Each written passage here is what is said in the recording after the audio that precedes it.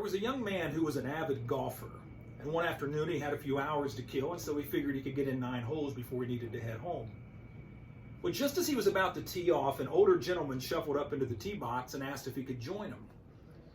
Well, the young man didn't want to be rude, and so he said sure.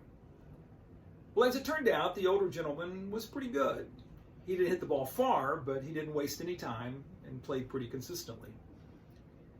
Well, at one point, they found themselves on the 9th fairway, and the young man had a difficult lie. Between his ball and the green, there was a large pine tree. And so he took a step back to try to analyze how he might play the shot. And as he was standing there, the older gentleman says to him, "You know, young man, when I was your age, I just hit the ball right over that tree." Well, now the challenge was given. And the young man thought, well, if he can do it, I sure can. And so he laid into that ball, but it went right into that pine tree. And it hit several branches and then landed on the ground just a few feet from that young man. And then the older man spoke up and said, "Of course, when I was your age, that tree was only 3 feet tall." Things change, don't they? Life is often in flux.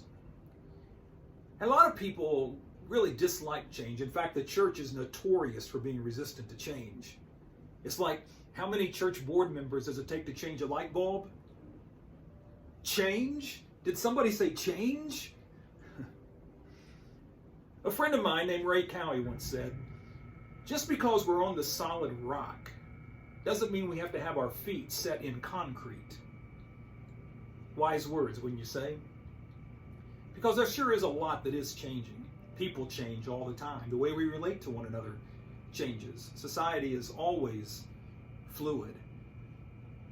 But of course, there are many things that never change.